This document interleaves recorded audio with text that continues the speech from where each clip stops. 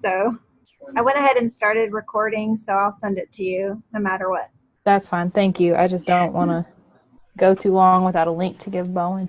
Sure, because I know that you have to go to another location in order to do your internet. Yeah, I'm in my cousin's office at the moment. She runs a customization business. So what I did, Clothes waiting. a little different from my Absol, when I'm kind of learning a lot each time I do a paper, and so for my Aptal, I started with the introduction, but then I broke down my reflection into each of the competencies. And so then it was easy for me to take each of the competencies and then put it into my folio. I don't think we had to include it in our folio this time, but I went ahead and did. Well, I didn't. First, I didn't put anything into any competencies into my folio because if you look, it's separated by semester. Yes. And like last semester, there was like a competency analysis tab. There's not one this time. Exactly. Yeah. And it wasn't in our syllabus for Bowen's class. And last semester, it was in the syllabus. Mm-hmm. Yeah. And I left it out. I thought about that too. I went ahead and did it before I thought about that, and he went ahead and accepted it. So I figured I have it in there, just to add, and then I'll just continue adding. So I guess it doesn't hurt. Well, I didn't want to about it because I was planning on doing it, but then everything happened with the baby and everything, and I was like, anything I can cut off my list. Sure. Paula, I went ahead and started recording. Okay. All that me and Dakota talked about really quick was that for the Aptal, what I did differently was that I went ahead and for each competency that was required, I kind of wrote a paragraph. And so then it was easy for me to take that competency and put it into my portfolio, although it wasn't really necessarily needed this time. So. And that's basically how I did it. I did it the same way I did the Absol, which I did. I put reflection, and I did like a couple of paragraphs that were just overall reflections on the experience. And then I kind of did little subheadings of each competency that I was using. Right. Okay. And honestly, what I did was I used the Gardner Webb description of the competency. Mm-hmm. It was like, this project helped me build my blah blah blah blah blah. The exact words that Gardner Webb used, because I had to do this, this, and this. It was very similar to the Absol this time. I felt because we created the same type of graphs using different data, of course, but it was very similar. Yeah. And if you look at the chart that they give us that has I'm sorry, y'all, I'm getting kicked. It's got it tells you what artifacts go to what competency. You guys know what chart I'm talking about? It's in the syllabus, and it actually, if you look, the Aptal covers all the same competencies as the Absol. It does, and I think that's probably why it wasn't required to put it in there. Mm-hmm. And it will be required. I think he told me it's required semester 1, 4, and something else maybe. Yeah, and it shows you in task streams which ones it's required. Right. The only thing I'm having a hard time with is my digital competencies, because we weren't in school. So that was one of the, how technology competency was easy because I used this time I used the Google form to create the survey that I used for teachers to use. But all the other digital competencies, it was kind of hard to find something to use for it. Are you guys finding the same?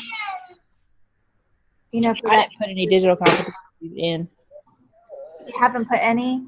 No, not because there wasn't a tab for it, so I didn't. For the apps. I mean, I did last semester. Yeah. I didn't this semester.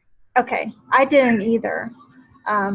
But even looking at the digital competencies, I'm thinking that I probably will have to look at them and ask my administrator for help in kind of trying to figure out how to complete those competencies. Everything was just a little harder because we were out of school for most of it. Yes. So it took me a lot of going up to the school, find this, find that, see what I can use for this, see what I can use for that. But that also helped me get my hours. So I did get my 80 hours. I spent a lot of time in the office, you know. Customer focus, I think, is what I think that's a lot of what I'm doing this summer is customer focus. Right. Competency, yeah. And I thought, and I know that it was harder because we weren't in school, but I thought that not being in school let me, as far as my writing, produce better quality work because it wasn't, I didn't feel like I was so crunched for time with the writing of each piece. Exactly. And I didn't find myself writing everything the day it was due like I did while we were in school. I felt like I understood it better this time. You know, like I want to go back to my APSL and fix things because now I feel like, oh, I understand what they want now. So I was able to do things I feel like at a better understanding when I completed it this time around. Well, I felt like with the APSL, I was confused even just about the syllabus format, about like it's got a prompt here and then it's got a rubric and it doesn't have the same words in both and I don't understand. Like this I'm sorry. I'm on mute. I feel like I was able to do a better job with like understanding how to even read the prompts and stuff like that. Like to understand that they go together and they're saying the same thing. It doesn't seem like they are, but they are. Yes. And it was just, the only thing, and I like that Dr. Bowen was so laid back and he kind of let us do our own thing. I did miss a little bit Dr. Todd telling you what was wrong with your paper before, especially because, like I said, my clinical coach was very hard to get in touch with this semester. Yeah. So I didn't feel comfortable sending him anything or.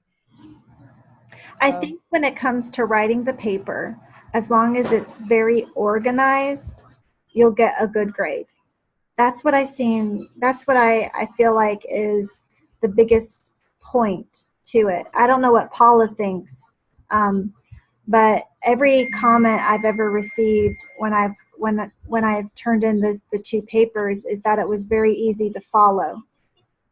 You know, because I think they have to read so many of them. As long as you have an easy format that's easy to follow and easy to find everything that's required in the rubric, I think you'll get a decent score. And see, that was what tripped me up with my APTO getting returned. Was one of the comments was that it needed a bibliography. It had one. It was on the last page, and it was even noted in the table of contents what page it was on. Okay. And it might have been an oversight for your paper. And that was my thing, was I felt like they just rushed through it. One of two things happened. I feel like they either rushed through my paper and didn't notice things that were there, especially with them saying there was no teacher empowerment research when there literally was a section that was titled in the literature review that was titled Building Efficacy and Teacher Empowerment. So I felt like either somebody really rushed through, or I'm wondering if they had two papers pulled up at once. Possibly. Now, you had your subtitles that said those things, correct? In my literature review, there was the main subtitle that was literature review, and then it was split into the 5 sections. And one of them was building efficacy and teacher empowerment. It was there. Yeah. Like, was that task 1? Yes. The research part of, and they sent the comments they sent me was that I didn't have any research on teacher empowerment and I needed a bibliography, both of which were there. I wonder if they were looking for that annotated bibliography. Well, y'all's passed and you guys didn't have it. Right. And I didn't. I did not have that at all. And my other thing that crossed my mind was I didn't put the bibliography with the literature review. I did not either. I put mine at the end. Because that's APA format, it has to be at the end. And also for me, a lot of times in my gap analysis, whatever, I referenced back to sources that I had used in the literature review. So I thought, okay, well, let's put the citations at the end because it's APA format, and I'm using these all the way through the paper. Put it at the end. So I don't. It was an oversight, or it was more than one. You know, Looking at. it's tough because, I have somebody that I know that's in the same program, and I feel like their paper is a lot stronger than mine, and Josh, actually I'm busy, Josh. they actually will get scored lower than me. And I just feel like it's whoever is grading your paper. They could be stricter than somebody else. Right. What they're looking for, but I just feel like they should follow the rubric, and as long as you have what's in the rubric, it should be fine. That makes the grading a little unfair, a little unbalanced. Absolutely. Because everybody has a different person reading their paper, and what you see as a 2, someone else might see as a 3, or they might see as a 4. So it's a little bit. So. Yeah. What kind of comments did you get, Paula? Did they say? I was a little upset that I didn't get any comments. Oh. And so I even emailed Dr. Bowen and my clinical coach, and I was like, look, I know there's probably nothing you can do about this now, but I didn't get any comments. I didn't get any feedback on you could have done this or you should have done that. I didn't get any of that. Because which made me worse, made me feel bad about getting a 3 because you didn't tell me anything. Yeah, you got a 3 and they didn't tell you it was missing. No, all they did was they went down that rubric and everything is 3, 3, 3, 3. That's it. That would make me upset too. Because that would make me feel like they rushed through it and didn't pay it any attention and were just like, I'm going to give this one a 3. Right. And I was like, well, I would have liked to have had comments about what was good, what wasn't good, what did I miss that got me a 3. Especially if you're going to use this as part of your portfolio to get hired, you want to know what you need to fix. Now, do you submit to your clinical coach before tasks? No, I didn't. Maybe, I didn't. Yeah, and that's my suggestion because that's what I do for each of my tasks. I submit to my clinical coach. One of the things that I noticed is there's a discrepancy because the requirements for our tasks are a little different than the past requirements. And so my clinical coach will say, oh, you should include this. And at some point I didn't include it anyway, but I still, scored okay. But that's my suggestion is submit it to your clinical coach to see what they might give you better comments than somebody towards the end and see what they think about it because they've probably looked at so many before and they know what those scores are looking for. Right. And I think that's something to be cognizant of though, because I feel like that kind of stuff can really mess up someone's perception of their own work ability. Mm-hmm. Like in my 10th grade year, we took I'll never forget this because we took a practice test writing and it was graded by another English teacher at my high school and they gave me a 2 and they said it wasn't good. So the rest of high school, I thought I couldn't write. I thought I was a really bad writer. 2. I ended up getting a 3 on the writing test that like the actual EOG that year. And then I got to college and I started writing and like my freshman year of college, my professor at the end of the semester, she would let everybody go back and revise all their papers and resubmit them for higher grades. She said I was the only student she'd ever had that she didn't have to do that with. Mm-hmm. And now like writing is one of my strong points.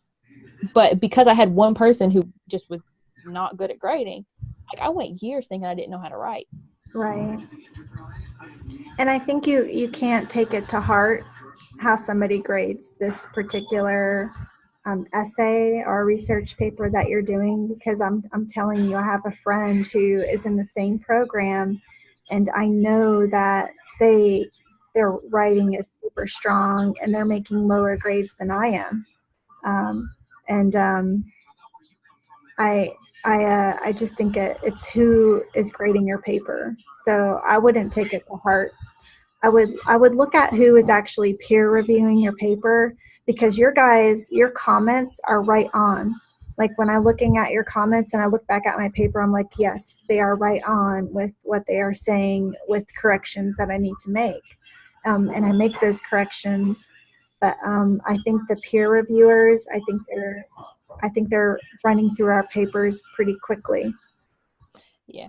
And I mean, I'm not, as long as I get a 3, and with everything I got going on right now, as long as I get a 3, I'm not going to sweat it. Like, I just want it to be done. Yes. But, Yeah. And Paula, I disagree with the 3 that you got. yeah, definitely. I think you're a stronger writer, so don't take it to heart. No, I mean, it's passing, and it doesn't affect our class grade, so I'm okay with it. Yeah, and just move on. Just move on. Right. And like I said, when we were meeting with Anne, I'll go ahead and I'll forward that what I know to go ahead and get started with. So if you wanted to, Okay. while you're off this summer, to get started, because that's exactly why I did it. I said, while I have some time, I'm going to go ahead and start on that OMA for next semester and do some of the research for it, because I know Dr. Bowen was awesome with the amount of work that he required. We don't know what's going to be required next semester. If it's anything like Dr. Todd, it's pretty heavy. Right. So I figured with a new class coming in for all of us, and a new baby coming in for one of us, it's going to be. It might happen very soon, which is why I'm trying to wrap, because they've basically said after next my labor anymore. Yeah. So, I mean, I'll be amazed if I don't have a baby by August 20th. No, I'm excited for you. I'm excited. And if I am still pregnant, I'm going to be very heavily pregnant and very uncomfortable. Yeah. So, but I'll go ahead and forward what I know is for each task, and then you guys can go ahead and get started too. But Okay, that sounds good. Okay. So, anything else that you guys think we should discuss tonight? I think we covered it. Okay. I think the only problem I'm having right now is my digital competencies. But like you said, I think once we get into the school year, that will probably be a little bit easier to cover. And then hopefully we can meet again next semester. Well, with your digital competencies, could you, when you start doing your tasks for the OMA, could you make sure that you do more digital geared stuff? Like, make sure you take pictures if you have a meeting. I will try. Yeah, and that way that'll you'll cover yourself if you do that kind of stuff. Like, if you have options on how to do something, try to make sure you do it in a way that you can use for a digital competency. Like, read what the competencies are, and then instead of just doing something, make sure I'm actually doing what the competency says. I think that's smart. Yeah. Okay. Just because I think that was one of my biggest issues last semester, was that I didn't even think about the competencies until they were due, because I had never had them before. And then I'm like, if I would have done this, I'm looking back, I'm like, if I would have done this way, I could have used that as evidence. Yeah. I think that sounds smart. I think that's exactly what I'm going to think about doing for this coming year, for everything, really, Yeah, I'm going to try to stay as ahead of possible as I can. I don't know how I'm going to manage at all. We'll help you out, Dakota. Well, my biggest concerns right now are that getting my 80 hours in when I'm not going back to work until November 1st. Yeah. And these classes end around Thanksgiving. And even if you don't get 80 hours in, could you make up that later on in the semester? I know that Ramsey had mentioned that to me at one point when he first met me and found out I was pregnant, that I could, kind of transfer hours between semesters if I had extra. Right. But I mean, it's that, and then getting to all of our night classes and Zoom conferences, everything's gonna have to be scheduled late enough that my mama's home from work by the time I have to leave the house. Right. Right. Are there any other questions for tonight? The meeting. She's ready for college, huh?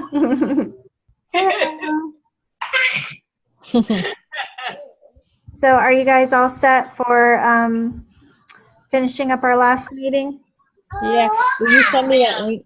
The link once you upload for. I absolutely will. I'll go ahead and start uploading tonight, and then send you that link a little bit later on. Okay. Thank you. It should be about an hour. Awesome. Thank you. Okay. All right, guys. Bye. Have a good week. Okay. Bye-bye.